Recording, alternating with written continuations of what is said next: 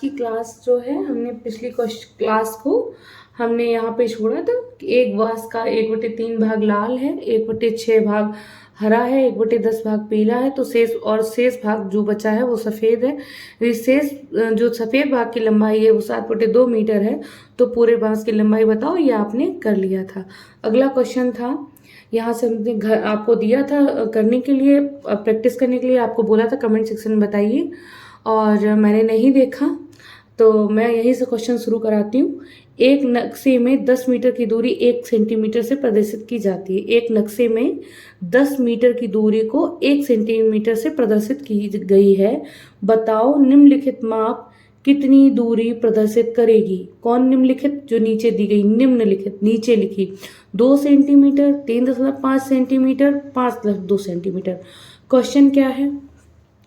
Question ये है कि एक नक्शे में, एक नक्शा है, नक्शा किसी चीज का हो सकता है, किसी के घर का हो सकता है, किसी के मकान का, किसी के गांव का, किसी के शहर का, राज्य का, देश का, वर्ल्ड का, किसी भी चीज का, वनों का नक्शा हो सकता है, नदियों का नक्शा हो सकता है, हर चीज का नक्शा अलग अलग हो सकता है। ठीक है, जो आपके यहाँ नेटवर्क देते हैं टावर, उनका हो सकता है, परिवहन का हो सकता है, सड़कों का नक्शा हो सकता है।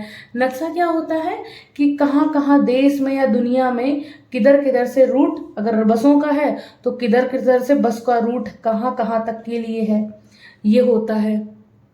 अगर बस का नहीं है तो जैसे ये कि धान, जैसे एक बात, धान कहाँ कहाँ होता है, तो यहाँ होता है धान, यहाँ होता है, मान लो ये होता है, ये एरिया जो है ये इस तरह नक्शे में प्रदर्शित किया जाता है। ठीक है, तो हमें इतना पता है कि जैसे नक्शा है, मैप,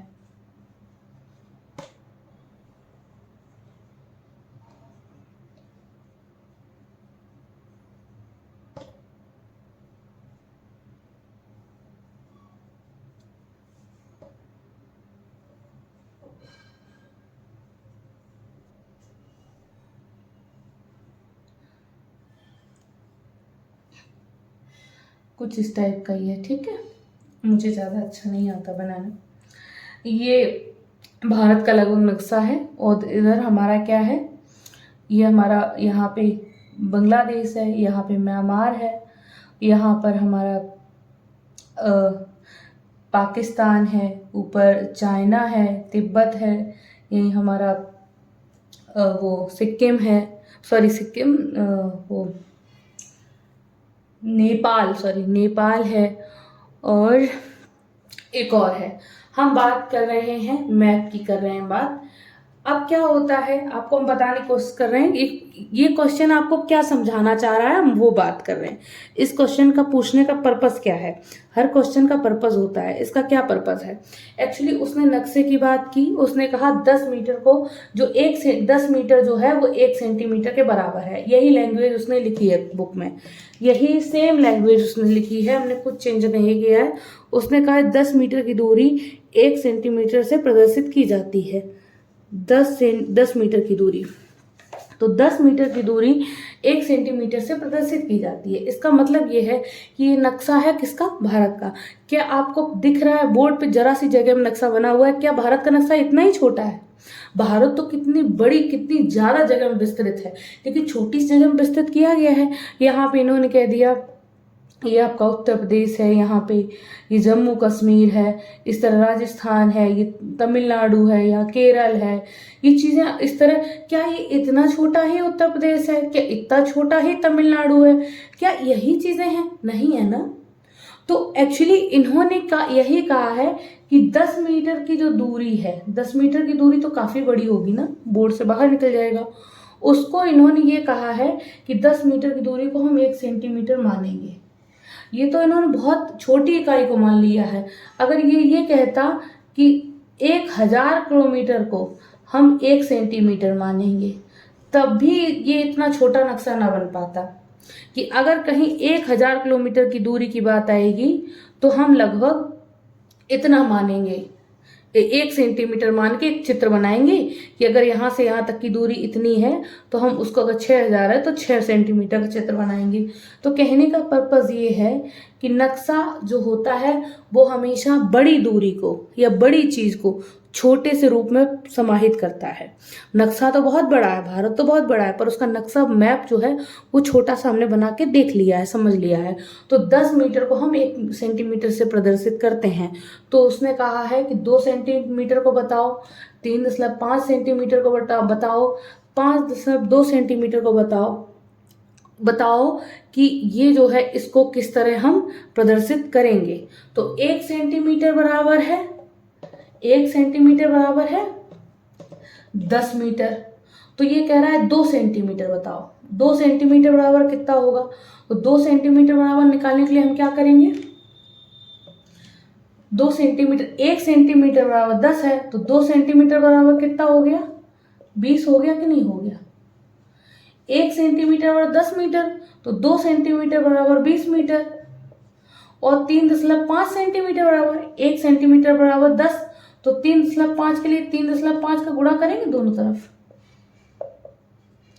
तो जब गुणा करेंगे, आप पहले से सीख चुके हैं, क्या पहले सीख चुके हैं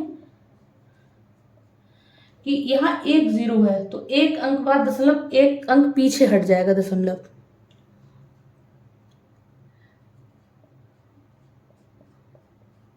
हमने सीखा हुआ है कि यहाँ पे अगर 1 0 है तो मल्टीप्लाई में 1 अंक पीछे दशमलव खिसक जाएगा, तो 1 0 हट जाएगा। यहाँ पे 1 0 मल्टीप्लाई में है और यहाँ दशमलव 1 अंक पीछे खिसक जाएगा और 1 अंक बाद ही दशमलव है, तो इसका मतलब है यहाँ पे केवल 35 बचे। ठीक है, ये हम बता चुके हैं। तो जब यहाँ पे 3.5 का 2 सेंटीमीटर, भाई आपने देखा कि 1 सेंटीमीटर बराबर 10 मीटर, तो 2 सेंटीमीटर बराबर 20 मीटर, 3.5 बराबर 3.5 का मल्टीप्लाई कर दिया, दोनों तरफ करेंगे तो यहाँ पे 35 आ जाएगा, 35 मीटर, क्योंकि इधर मीटर है। और 5.2 बराबर निकालेंगे तब क्या करेंगे कि हम 1 सेंटीमीटर बराबर 10 मीटर, यही तो है। तो वो कह रहा है हम 5.2 बराबर निकालेंगे तो क्या होगा, 1 को 5.2 बनाना है, तो क्या करेंगे, हम देख रहे हैं कि यहाँ पे भी 0 1 मल्टीप्लाई में है। जब 0 1 मल्टीप्लाई में है तो 1 दशमलव पीछे खिसक जाएगा अंक, यानी 2 से हट जाएगा, तो केवल 5.2 सेंटीमीटर बराबर देखेंगे तो 52 मीटर आ जाएगा। कितना आ जाएगा, 52 मीटर आ जाएगा। आपको कुछ बात समझ में आई। आपको ये एक तरीके से इनको एकक नियम कहा जाता है कि हर चीज को हम 1 के बराबर निकाल लेंगे। जब 1 बराबर 3 तो 2 बराबर निकाल लेंगे, 1 में 2 का गुणा तो 10 में भी 2 का गुणा। 3.5 निकालने के लिए 1 पे 3.5 का गुणा तो 10 में भी 3.5 का गुणा। 5.2 निकालने के लिए 1 में 5.2 का गुणा तो 10 में भी 5.2 का गुणा। और आपको दशमलव का तो आपको पता ही चल चुका है कि दशमलव किस तरह से, 0 और दशमलव किस तरह से एक दूसरे के साथ बिहेव करता है, ये आपको पता चल चुका है। ठीक है, ये आपको बात समझ में आई, ये इसका आंसर हो गया।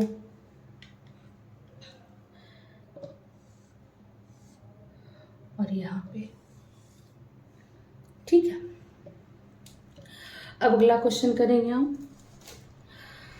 ओके, अगला क्वेश्चन है, एक कक्षा में मध्यावकाश में 5.2 लीटर दूध बच्चों में बराबर बराबर बांटा जाता है। एक कक्षा में मध्यावकाश में, मध्यावकाश क्या होता है, जो लंच होता है उसकी बात हो रही है। एक कक्षा में मध्यावकाश में 5.2 लीटर दूध बच्चों में बराबर बराबर बांटा जाता है। कक्षा में 26 बच्चे हैं, प्रत्येक बच्चे को कितना दूध मिलेगा।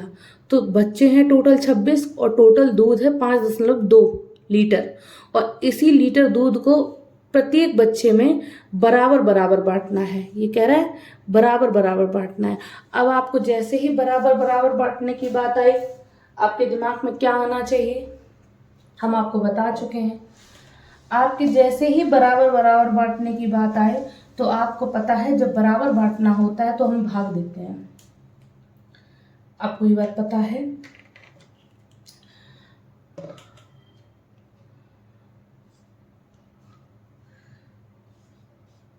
टोटल मिल्क की क्वांटिटी है 5.2 kg।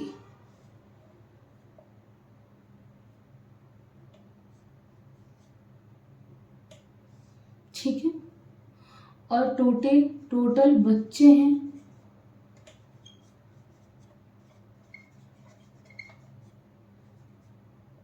टोटल स्टूडेंट्स हैं 26। ये कह रहा है हर बच्चे को कितना कितना दूध मिलेगा।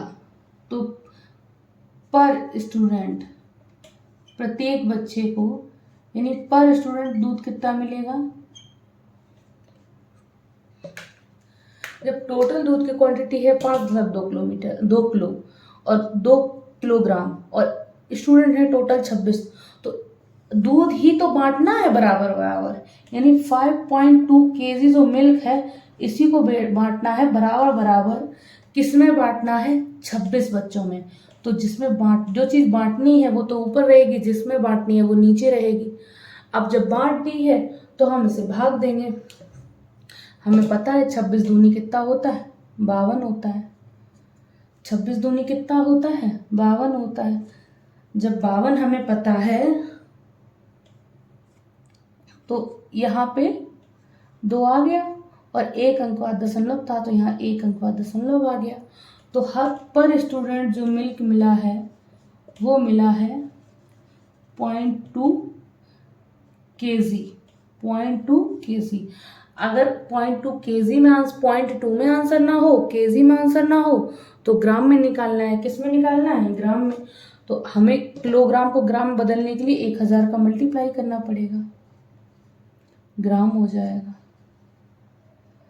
अगर ग्राम में निकालना है तो 0.2 में हम मल्टीप्लाई कर देंगे 1000 का, क्योंकि हमें पता है 1 किलोग्राम बराबर होता है आपका 1000 ग्राम। तो 1 किलोग्राम बराबर 1000 ग्राम, तो 0.2 किलोग्राम। तो किसी भी चीज़ को किलोग्राम, किसी किलोग्राम दिया गया उसे ग्राम बदलना, 1000 का मल्टीप्लाई हो जाएगा। अब आप देख रहे हो यहाँ दशमलव 1 है 1 अंक के साथ। जब 1 अंक के साथ दशमलव है तो इसका मतलब ये है कि यहाँ से 1 0 चली जाएगी, तो यहाँ 2 रहेगा और यहाँ 2 0 रहेंगे। तो यानी कि हर स्टूडेंट को, यानी कि पर स्टूडेंट को जो मिल्क मिलने की क्वांटिटी है वो आपकी हो जाएगी 200 ग्राम। कितनी हो जाएगी? 200 ग्राम। ये था।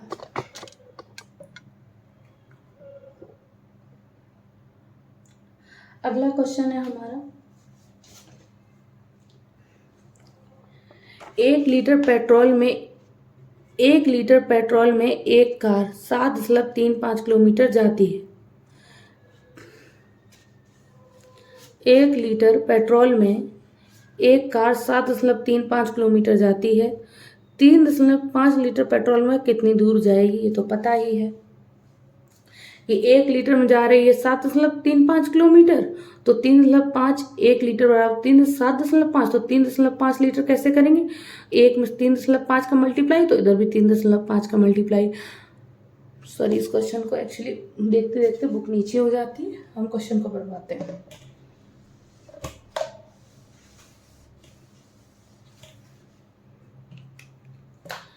एक कार जो है वो 1 लीटर पेट्रोल में 7.35 किलोमीटर जाती है। हर क्वेश्चन से कुछ ना कुछ सीखने को ये बोल रहा है। तो अब पेट्रोल है आपके पास, पेट्रोल है हमारे पास 3.5 लीटर। पेट्रोल कितना है? 3.5 लीटर। इतनी में कितनी दूर जाएगी? तो 1 लीटर में जाती है 7.5, तो 3.5 लीटर जाने के लिए कितना लगेगा? 1 लीटर को हम बदलेंगे 3.5 लीटर में, दोनों तरफ 3.5। यहाँ पे एक्चुअली उन्होंने कुछ नहीं, इस क्वेश्चन से हम सबको पता था। यहाँ पे इन्होंने कैलकुलेशन पूछी है आपसे। क्या पूछी है? उन्होंने आपसे कैलकुलेशन पूछी है कि आप कैलकुलेशन कितना इजी करेंगे, बस और कुछ नहीं है। तो हम इसे किस तरह कर सकते हैं इजी, हम देख सकते हैं कैलकुलेशन ही बस पूछी है, क्योंकि ये सबको पता था कि 1 लीटर में 7.5 किलोमीटर जाएगी, तो 3.5 लीटर में कितना किलोमीटर जाएगी, तो वो तुरंत मल्टीप्लाई ही करेंगे बच्चे। तो प्रॉब्लम ये थी कि इनका मल्टीप्लाई वो पूछ रहे थे सिर्फ कैसे करना है, तो हम यहाँ सिर्फ ये देख लेंगे कि यहाँ 1 अंक बाद दशमलव, यहाँ पे 2 अंक बाद दशमलव, मल्टीप्लाई में दशमलव जो है वो जुड़ जाता है। टोटल 3 अंकों बाद दशमलव है, 2 और 1 3 जुड़ गया, तो 3 अंक पास माइंड में रखना है और यहाँ पे 735 कर दो, यहाँ पे आप 30 + 5 कर दो, ठीक है। अब 30 का मल्टीप्लाई इसमें करेंगे तो 0 पहले आ जाएगा, 15 3 तक 9 10 3 7 21 22। अब ये इधर जाएगा, प्लस का चिन्ह बीच में प्लस हो जाएगा, 5 का पचम 25, 5 या 15 1 16, पचम 25, 2 बची यहाँ से, 5 या 15 2 17 और 5 7 35 35 और 1 36। इनको जोड़ेंगे, 5 7 5 12 2 3 5,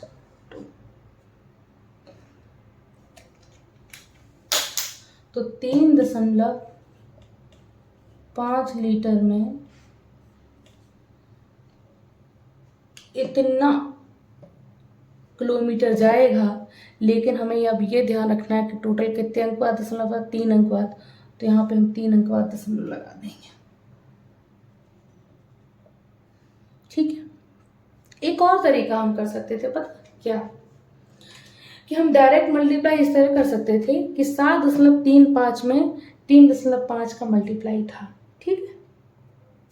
तो इसका मतलब ये था, छोड़ो रहने दो, कंफ्यूज कर दूंगी मैं। जब आप थोड़ा अच्छे से प्रैक्टिस हो जाएगी तो आप स्मूथली सारी चीज़ें खुद ही सीख जाएंगे, धीमे धीमे बताते बताते। अभी आप इसी में फोकस करिए जो आप देख रहे हैं। अगला क्वेश्चन है हमारा,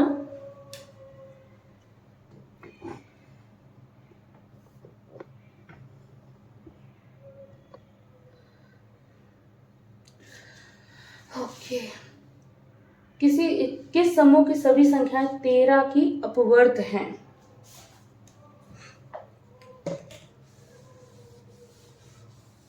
एक्चुअली अपवर्त का मीनिंग मुझे पता नहीं है, एक्चुअली ये हिंदी में दिया गया है, लेकिन फिर भी हम क्वेश्चन को समझ के देखते हैं कि क्या समझ में आता है।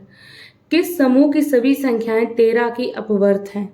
तो 4 समूह दिए गए हैं, 13 की अपवर्त पूछी गई है। मुझे अपवर्त तो पता है नहीं, पर इतना पता है कि संख्याओं का कहीं ना कहीं 13 से रिलेशन पूछा गया है। हमें भी नहीं पता था और आपको भी मुझे लगता शायद नहीं पता हो, मे भी पता होगा तो गुड।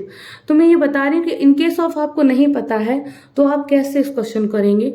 आपको इतना पता है ऊपर 13 लिखा है, तो यानी ये जो दी गई संख्याएं हैं इनका 13 से कहीं कहीं रिलेशन कहीं ना कहीं होगा ही। तो आप पहला देखिए, 13 से 13 दूनी 26, 36 और 49 नहीं आता।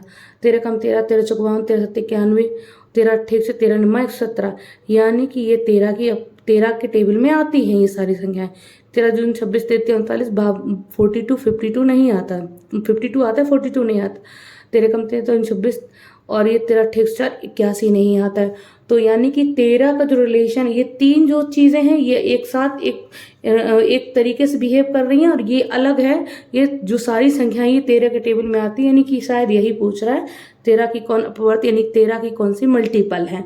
तो अपवर्त का आई थिंक मल्टीपल है, या 13 के टेबल में कौन कौन सी आती है यही है। ये क्वेश्चन हो गया।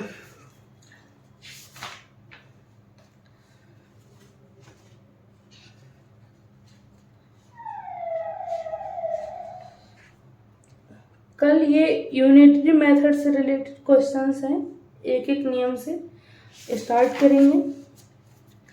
और एक एक नियम का सेंस होता है कि कोई चीज़ इस तरह पूछी गई है कि अगर 12 कॉपियों का मूल्य इतना है तो इतनी कॉपियों का कितना होगा। तो एक एक का मतलब एक चीज़ का मूल्य निकालो तब आप पूछो।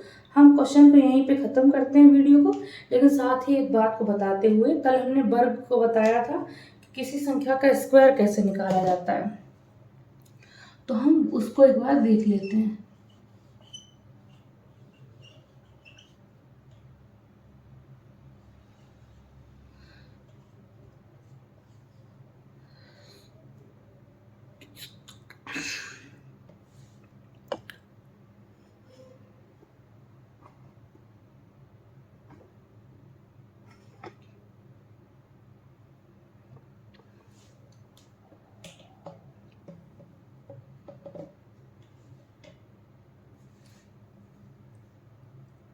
स्क्वायर को निकालना बता रहे हैं।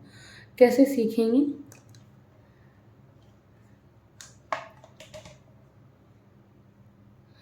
जैसे 47 का स्क्वायर पूछा गया तो कैसे निकालेंगे?